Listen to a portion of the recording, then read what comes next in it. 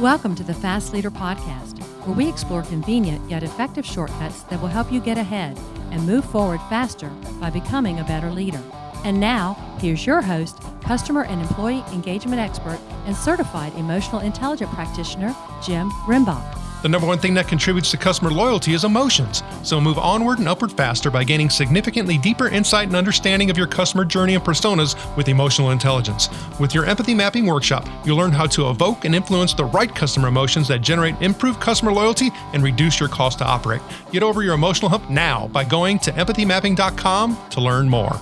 Okay, Fast Leader Legion, today I'm excited because I have the opportunity to talk to somebody who has a really interesting perspective on the customer experience, the human experience, and really globalization as a whole. Erik Seversen grew up in Parkland, Washington, which was a quasi-meeting ground between really rural and the big city of Tacoma.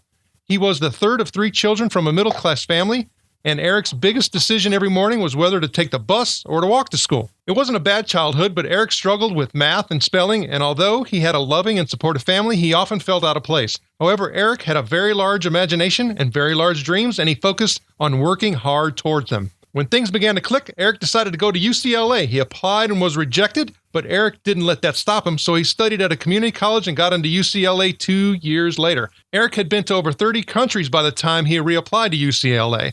After graduating near the top of his class, Erik went on to get a master's degree in anthropology at the University of Virginia, and he followed more opportunities teaching English as a second language in France, Thailand, and universities within the USA. While teaching, Erik started a motorcycle touring company and went into business for 10 years. Erik is currently Director of International Business Development at Eagle Rider, a company he helped grow from a valuation of $7 million to over $100 million. But he's also applying the successful formulas of motivational leadership and entrepreneurial strategies that he learned in business to Language Link, a company Erik created, which aims to make lives better for English as a second language professionals who need to improve English for their careers. Erik currently lives in Los Angeles with his wife and two kids of 11 and 13, and he's now learned from people in over 80 countries. Erik Seversen, are you ready to help us get over the hump? I am absolutely excited to get over the hump, Jim. How are you doing? I'm doing great. I'm glad you're here. Now, I've given our Legion a little bit about you, but can you tell us what your current passion is so that we can get to know you even better? Yeah, definitely. My work passion is just that. You mentioned a little bit about taking business strategies. For the last 10 years, I've been, reading every business book there is from Dale Carnegie and Napoleon Hill to the more contemporary ones, Brendan Bouchard. And I'm using these in business, and it's really been successful. And I realized not a lot of people are using these same strategies that are successful in language. So I created Language Link. And my goal is to take these students, mostly it's ESL, English as a second language students, coming to the United States, and they're smart people, but they struggled. And because they know more English in their head than they think they do. So their confidence is broken a little bit. So I'm taking these business success strategies, applying it to language, and allowing them to speak confidently and better. And their lives, really improve by it. And it's just exciting for me to see their lives improve. You talk about these concepts and people not really applying them to English as a second language or language learning. And but there's companies like Rosetta Stone, right? Huge company, grown like crazy. I mean, what do you mean by they haven't, you don't see these models? What's the difference? Oh, yeah. Rosetta Stone's actually great. I really enjoy it. And it's got a very nice formula for how to learn a second language independently, on a computer. And what I'm going for is the student who's coming over from a different country. They've maybe an intermediate level, advanced level, even some high intermediate, but they don't know how to connect with the language. So on Rosetta Stone, I can learn how to conjugate a verb all day long. I can learn the pronunciation all day long. But what I don't know is that there's a difference in teaching styles in Japan and the United States, for example. In Japan, the difference between a teacher's level and a student's level is a lot wider. There's not supposed to be as much direct engagement. It might even seem rude in some classes in Japan. Whereas in the United States, you've got a really smart student who doesn't say a word in class because they don't want to act impolite towards the teacher. The teacher gives them a bad participation grade because they're not engaging in class. So there's a little thing to do to just understand the difference. making friends with people in a different country. So a strategy, the best way to learn language often is just familiarity and speaking it with people. But you get so many students who come to the United States or Australia or the UK to learn English, and they find a little bubble of either aloneness, which is a problem in itself, and I address homesickness and being alone, or they get a small group of people from their country, and they have a good time together, but they're still speaking their native language, and they don't know how to break out and meet another student who speaks English only. So one strategy, for example, is to know exactly where your class is. About 10 minutes before your class, get across campus and start walking towards your class. And then just look for somebody who's walking alone, walking the same direction. And he looks like a person you'd be interested in speaking with, and say, "Excuse me, do you know where this classroom is?" Chances are they're already walking that direction. They're going to hear your accent. They're going to want to speak to a foreigner as well. They're going to walk with you and talk with you as they get you to your class. And by the end of the 8 minutes it takes to get to class, there's a good chance that you have a meeting for a coffee and become friends after that. Gosh, thanks for sharing that. Because that perspective was, really vital. Because I also started thinking as you were talking about, the growth that you've had, at Eagle Rider, and that to me, listening to you talk, and whether or not it's intentional per se, it sounds to me like you've got to focus on the customer that others just fail to possess. Oh my gosh. One of the mottos of the company is we provide dreams. We rent dreams. We rent motorcycles as the pith of the company. And we sure do. We provide experiences that change people's lives. I literally can't tell you how many times I've heard somebody say, "This trip changed my life," or "best trip of my life." And about 60%, 50 to 60% of our customers are people who come from Australia, from Europe, from Japan, Germany, to come ride in the United States on a motorcycle. They're on a Harley Davidson riding up Route 66. I've seen big, huge bikers, tattooed bikers, almost weeping at the end of the trip, talking about what a great life-changing experience they had because they've been dreaming about it since they were kids. And so it really is a beautiful thing. And so for the customer service directly, we have that. And also if we have somebody in accounting or somebody in IT who's having a bad day, sometimes we say, "Hey, walk out front on a Saturday. We're not going to, don't go to your desk until 11:30 on a Saturday or Friday morning. I want you to go back and see the customers for a little bit. Just go interact with the customers." Always, it gives them that revived life to get to work and just really enjoy what they're doing, knowing that they're doing an accounting spreadsheet, but what they're doing is they're providing dreams for people, real people. That's a great lesson that I think many organizations can learn from a, customer focus, customer centricity is, knowing that, people have to have that connection with the consumer, our customer, even when they're in the back office and don't necessarily interact with them daily, that they do need to understand where their purpose is and, how they're making a difference to the overall health and wealth and viability of the organization. Absolutely. So when you start thinking about, all of the things that you've been working on for the past couple of years and where you're headed right now, I think you also, we talked off mic and you have a new book coming out, which is Ordinary to Extraordinary. What is that all about? The title seems easy, but what's inside? Yeah. So in the bio you read at the start, I was, an average kid in an average neighborhood. And my favorite quote is Elon Musk, and is this: "I think it is possible for ordinary people to choose to be extraordinary." And simply, I did that myself. Average kid, no big support. I ended up mowing lawns when I was 18 years old, 19 years old, flying to London and hitchhiking down to Africa because I wanted to see elephants and giraffes, basically. Really, I wanted to see what Africa was about as a 19-year-old. And nobody helped me do that, but I had a big dream, big goal. I worked hard to make that happen. And I don't really consider myself extraordinary, but in the end, I've been to, over 80 countries, lived in, 5. I've done some great things in business as well, but my actions are extraordinary because I didn't let people say things that they thought were impossible. I didn't listen to them. And so that's where the title of the book came from. And the funny thing is I ended up writing 42 first-person true narratives about things that have happened. I've had a machine gun in my mouth in Nigeria. I lived with the Indians in South America for a while. I've climbed some mountains around the world. I've had a girlfriend in Paris, and that was a great story. And so I wrote these stories, and my editor said, "You know what, Erik? Your 10 friends are going to love this." And I go, That's not a compliment, is it? And he said, no. So I had to restructure it with, what do we get out of this? And what the book does is it groups all of those stories, and some of them deal with, being in an outlaw bike clubhouse with, tattooed monsters with AK-47s tattooed on their necks, and what life is like with these people. And it was engaging. I learned so much from them.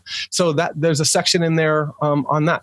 And so, but I just had the stories as they were, which is neat. But what I did is I added a component of, what can we get from this? And there's a book called The Power of Meaning by Emily Esfahani Smith, which is genius. It came out this year. And it talks about 4 pillars of meaning are belonging, are purpose, transcendence, and storytelling. So I grouped all of those 42 narratives into one of those 4 pillars. And I kind of show the reader how that influenced my life, how it gave meaning to my life. And it will let the reader recognize where they're lacking. Are they lacking in belonging? Are they lacking in purpose? Are they lacking in storytelling? And it's been really fun to create a narrative throughout this book of a bunch of narratives.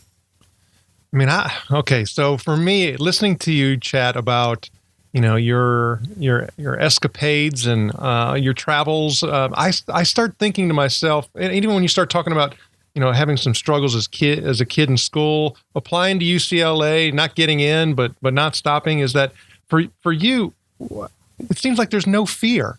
I mean, that you've got this, resiliency. But when I start looking at the majority of people, is that fear handcuffs them. I mean, it keeps them from sticking their neck out. It keeps them from, doing that travel because, you know what? I might get a gun stuck in my mouth. I mean, It's just like, so how do you push yourself past the fear? Or is it that, that's just something that just doesn't fire in my head? No, there were things. I was actually quite nervous growing up. I was nervous during my travels, but I learned, I'm going to say 2 things about fear. The first one is, I definitely felt fear every time I walked huge sections in Africa, sometimes 60 miles in a row. And when I'm getting into evening sometime, and I've been walking all day alone out in the savannah or the desert, and all of a sudden I'm approaching some small village, I don't know if they're going to like me. I don't know where I'm going to stay this night. So this nervousness is there, but I overcame it. And I realized that by just, asking people and helping people, smiling, I consider to be even helping somebody. And Adam Flores, he's a guy who does business seminars down in San Diego. He said, I just learned this 2 weeks ago from him. And he said, if you're helping somebody, you're not afraid of anything. Fear goes away if you're helping somebody. His quick example of this was, he said, hey, would anybody, if I say, can you go give $1 to the homeless guy out in front of the hotel? Who would not be afraid of doing that? Everybody raised their hand. Then he said, hey, who would like to go up to the man in a business suit, standing in line checking in, and ask for $1 from him? And everybody was feared. They don't want to be embarrassed. His point was, when you're doing something good for somebody, the fear goes away. That's a really good point. And I never really thought about that. But I know now for me, talked about, having kids, is that maybe I need to do more of that. Because one of the things I do, and I've shared with this before on the show, is you can call it brainwashing or whatever you want. Yes, it is. And if you don't like it, send me an email and I'll delete it. Is that, when I ask my kids, why did God put you on earth? They're like, to help others. Oh, great. That's beautiful. Jim, that is so awesome. If you just focus on that, and it kind of removes you and your fear and your ego and your, hey, you talked about, kids or people not, saying and speaking up, in a classroom here in the States is a lot of reasons because they don't want to look stupid, right? Exactly. And so I'll just keep my mouth shut, right? That way I don't look stupid. So, I think that'll allow you to bring a lot of those, humps down and you'll be able to get over them a lot easier. So thank you for sharing that. And, in business, one of my aha moments was realizing that doing things for people who work below me, for employees, that made them give back more. And I wasn't being nice to them, and I wasn't giving. When I say giving, sometimes it's teaching them something, highlighting an interesting quote that I think will make this particular person's life better that day, bringing in a small module to make them think about something different that might be better that way, talking about focusing on the why so they can understand the big picture. So I consider giving them these things, and they give back tenfold. And I'm not doing it to get the bigger return, but it always happens. That's a good point. For me, it's trying to make sure that I'm not trying to do that intentionally because I want the return, right? It's just doing it just to do it. Exactly right. So, I mean, you talked about quotes. You talked about a quote that was important to you, and we always ask for those. So, thanks for sharing that. You got to that point before I did, and I know you shared a lot of stories talking about your travels and things like that, talking about work. But can you focus in and give us some details on one particular time where you had to get over the hump and it made a difference for you? Yeah. So let me think of a time. This is when I was trying to hire somebody, and the role was kind of an assistant role. They had reporting. It was a reporting role, and I had a horrible string of 3 people in a row didn't make it past their 90-day probation. In fact, they didn't make it past 3 weeks, and so I something was wrong, and so 2 things happened. The first thing happened was I decided to have a working interview where I'd choose the one I liked out of, the 50 people or however many applied. And I'd say, okay, you're not hired, but I like you. I want to pay you for a full day's work on Monday, say, and you're going to come in and you're going to get paid for this day no matter what. But you're not hired. At the end of the day, we're going to have a discussion, and either you're hired or here's your money. Have a great life. And it helps so much. The first guy that happened, an hour and a half into it, I walked by. He was in a cube. I walked by his cubicle and he's on his phone. That just didn't fly. If you're on your phone an hour and a half into a job that you're going to have, I don't think that's going to work very well. And I actually did a probing question just to make sure it wasn't an emergency. It wasn't. And then the next one, full day working interview, he had great Excel sheet all over his resume, how good he was at Excel. I had a very basic Excel workbook I wanted him to create. And it wasn't nearly as polished as his things. And so he was a nice guy, and I thanked him very much. I paid him for the end of the day, and that wasn't it. And then the third one, she came in. She was good with the people. Her Excel skills were adequate. And I saw her work, and she did really good. And so she was hired.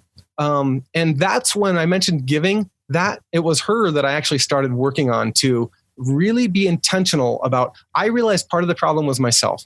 I was trying to lead a millennial by giving a directive and expecting it to be done in a certain amount of time. And I realized that wasn't right. The way I propose something to get done changed. I often talked about why. I talked about how this report that somebody was creating is going to benefit some other people that I'm going to show it to. And so my leadership style changed a lot. And yeah, she's still with the company 8 years later. Yeah, which is awesome. That's a great perspective of, the differentiating and treating people differently, as also well as, giving people, an opportunity and kind of, debunking some of the things that you would actually, perceive when you're going through an interview process as well, just to find out that, those Excel skills weren't what you said they were. Exactly right. So when you start thinking about her and her development, I would dare to say she's not doing the same things that she was doing when she first came in. What is she doing now? So now she does, we have about 4,000 motorcycles. So now it's about 2,500. We become more efficient with them, and she's titling. So she has to be the intermediary between the DMV to make sure all those bikes are titled. She works at the fleet department to make sure bikes all over the country can you imagine, how hard it is to get your little slip in DMV and check if you have a smog check or not and get it paid and get a sticker on your license plate? She does that to 2,500 vehicles at a time. Oh my goodness. That's pretty impressive. That is pretty impressive. Okay, so when you start thinking about this current work that you're doing in regards to English as a second language, and you start talking about the differences in, how people, learn, the cultural differences and all of those things. I mean, how do you actually separate the learning or focus in on the learning piece and the individual piece? Because you even mentioned it with the young lady who said, hey, her Excel skills weren't that great, but it's these other things that were important. And you know what? We'll teach her the technical, Excel stuff. How are you actually focusing in on, developing and getting people to be, gain some competencies in, the language speaking piece, but then also gain some, competencies and skills in their, emotional intelligence and becoming, a more effective, person? Yeah. And actually, I focus more on the latter, on the emotional intelligence of the language learning. There are a lot of good schools out there. There's the community college I went to was Green River Community College. Now it's Green River College because they have some 4-year things up in Washington State. They actually have a huge international program, and they, really work on cultivating the student and acclimatizing them and helping them build friendships and bonds, and teaching them some of the differences between culture and how language and culture are the same. But a lot of other schools don't. There are a lot of very, very good skills taught at different universities, at different community colleges, at different language skills. But not as many are focusing on the integration, the emotional intelligence of the speaking. And a lot of the students, they have things in their mind, but they can't release it because they've been they're scared. They're scared to speak and make mistakes. So I try and eliminate that fear. I take some things from certain books, and one of them talks about you don't have to be confident, but appearing confident goes a long way. And you can do that by looking somebody in the eye. You can do that by a good handshake. You can do that by walking 25% faster than you normally would. So those little things that I would focus on more than the actual language skills. And I do focus on, I know the language skills. I've taught it for 10 years and I do that as well, but that's not the biggest focus. And I try and get into things like meditating in English. I've got a 15-minute meditation I've created where somebody can listen to it. It's a guided meditation, and it basically says, your English will be easy today. And it allows them to be relaxed in their own head and have a conversation with a fictitious character in their own head in English. And they're always shocked about how good they speak to themselves in their head. They can speak better to themselves in their head than they can to somebody on the sidewalk. They can translate that into real English because they know what's inside of them. Okay, so as you were talking and explaining that to me, I started thinking definitely about the whole Napoleon Hill influence and having your affirmations and being able to really shape your mind. And you start talking about choosing. Now it's coming full circle for me, and I appreciate it. We've been on having this conversation long enough. How people can choose to be extraordinary. Exactly. Okay, so when you start talking about building a particular organization. And I mean, you've done it, with the motorcycle rideshare company. I mean, you're trying to do it, with the current company. If you were to say, I am trying to do the same thing either within my own organization as an entrepreneur, or do my own gig, where do people really need to focus their efforts and activity? Oh, yeah. So I've got a great answer. I'm going to clarify something. So I started a company called Ride Free Motorcycle Tours, and that was my company. I owned it, and I ended up selling it. And I work for Eagle Rider. I wasn't one of the founders of Eagle Rider, but I helped it. I was instrumental in helping it grow. And I'm still with Eagle Rider as well. For a starting up entrepreneur, it's this. Knowledge is awesome and action is way better. I see so many people who have read the Brendan Burchard stuff, who've read Tony Robbins. They know it inside and out. They've listened to Napoleon Hill stuff, but they've got all of this knowledge and they're not really doing as much with it because learning it is exciting in and of itself. And I think a lot of people get caught up into the learning aspect of it, but it doesn't mean anything until you absolutely start to apply it. So that's the one thing, is know when to, and always keep learning, but know when it's more important than to take action towards your business on something that scares you maybe, which is making a call to a potential partner, rather than reading the next chapter of a self-help or a motivational book. Okay. So for me, as you were talking, I started even going back to that whole fear thing. I don't want to look like a fool. I don't want to make a mistake. I don't want to. And so therefore it's got to be perfect. And I've got to, study it to the nth degree, before I take a chance. Yes. How do you, so are you saying to me as listening to you that I just have to practice execution? Absolutely. And so I'm kind of laughing to myself right now because we had an IT guy once who in a boardroom, he was at a high level meeting. He was a little bit nervous and he said, everything's going great, but I'm having a hard time executing myself.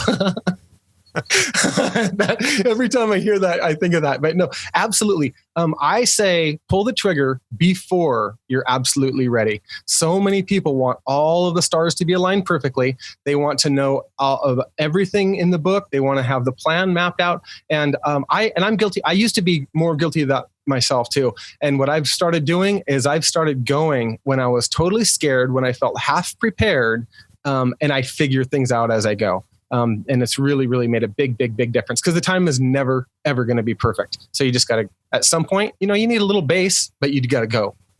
Yeah, I think that's a good point. So I also, too, when you start talking about an organization, if you're in a particular organization where you don't feel safe enough to be able to, move forward, you never will move forward. Right. I think it was a professor in grad school who said this to me once. She said, good classes aren't given, they're created. And it's somebody has a good idea. They have an idea that I'm going to propose to teach this class. It doesn't exist yet. Same thing with jobs. Even at Eagle Water, there are a few jobs I've had that it wasn't a position that I moved into. It was a created position because it made a lot of sense. And I think we need to create our own paths often. Don't wait for somebody to do it for you. Very true. Okay, so talking about creating that own path, you have a book that's going to be released, and we'll actually put a link on your show notes page to get more information on that, and even get a discount and some other resources and tools. We'll do that. Great. And I'll have a landing page also that is erikseversen.com/fast leader. And some of the things we've talked about, some pictures of the places I've traveled. Like you said, the book will be up there for 50% off for your nation. And so that's good. That's awesome. And that'll also be on a link on the show notes page. So you can always come to Erik's, Erik's episode and show notes page and get a direct link to that if you can't remember the URL. But you got the kids, the business you're starting, the business you're working for, the book you're releasing. You got a lot of things going on. Oh, yes, I do. Okay, we have to narrow and focus because we know that's an important Napoleon Hill thing too, as well as many of those other guys are talking about focus, right? So what's one goal that you're focused on? The first thing that pops to mind is 1/3 of a triangle. The first thing that popped to mind is climbing Mount Elbrus. It's the highest mountain in Russia. Climbing mountains is my passion outside of work. Aconcagua in South America is another big one. So that's the self in this triangle. I need to take care of myself, even if it's selfish, away from my kids are too young to climb Elbrus. My wife's not going to go to Russia with me for 2 weeks. So that's one. The other side of the triangle is my work. And I'm balancing the Eagle Rider and my language link. And that's just been a blast working hard. I wake up really early in the morning so that I have time to do both. And I love it. I can't wait to wake up every single morning when I'm going to bed.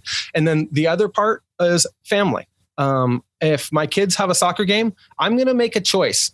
Do I miss this Wednesday afternoon soccer game and work because I know I need to? Or do I take work off and do I go to the soccer game? And whatever I choose to do, I don't focus and dwell on the other one. My kid's not going to cry if I miss a soccer game, and I'm not going to cry about missing it if I chose to work. And if I go to the soccer game, I'm not going to be worried about those 3 phone calls I might miss. That's good perspective. So balancing that triangle of self, life, and family is my biggest goal right now.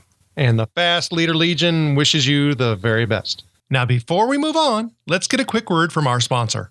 An Even Better Place to Work is an easy-to-use solution that gives you a continuous diagnostic on employee engagement along with integrated activities that will improve employee engagement and leadership skills in everyone. Using this award-winning solution is guaranteed to create motivated, productive, and loyal employees who have great work relationships with their colleagues and your customers. To learn more about An Even Better Place to Work, visit beyondmorale.com/better. All right, here we go, Fast Leader Legion. It's time for the Hump Day Hoedown. Okay, Erik, the Hump Day Hoedown is part of our show where you give us good insights fast. So I'm going to ask you several questions, and your job is to give us a robust, yet rapid responses that are going to help us move onward and upward faster. Erik Seversen, are you ready to hoedown? Yes, I am. All right. So what do you think is holding you back from being an even better leader today?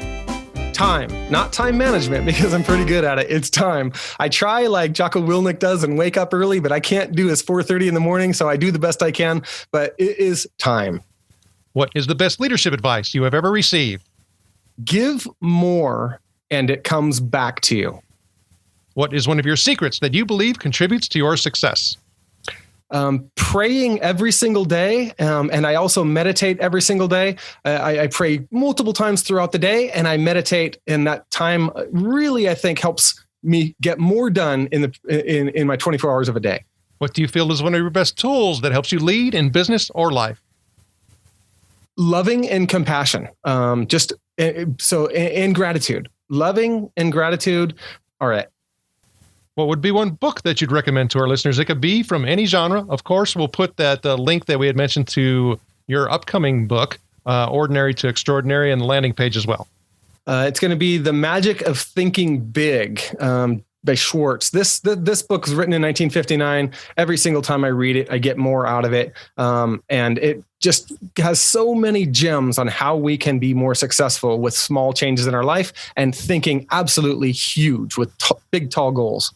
Okay, Fast Leader Legion, you can find links to that and other bonus information for today's show by going to fastleader.net/Erik Seversen. And Erik is E-R-I-K, Seversen is S-E-V-E-R-S-E-N. Okay, Erik, this is my last Hump the Head On question. Imagine you were given the opportunity to go back to the age of 25, and you've been given an opportunity to take the knowledge and skills that you have now back with you, but you can't take everything back. You can only choose one. So what skill or piece of knowledge would you take back with you, and why? I would take back the piece of advice that getting past fear leads to really good things. I was pretty good about it when I was 25, but I was still experimenting and I was fearful of what's going to happen in my future. And so now seeing where it's come, that strategy has paid off. So work through fears, turn fear into positive energy, motivated energy. Erik, it was an honor to spend time with you today. Can you please share with the Fast Leader Legion how they can connect with you? Yep. So Erik at erikseversen.com, or the website has links to all that. Easiest way to get to me is just through there.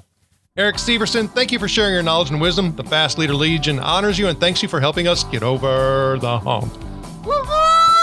Thank you for joining me on the Fast Leader Show today. For recaps, links from every show, special offers, and access to download and subscribe, if you haven't already, head on over to fastleader.net so we can help you move onward and upward faster.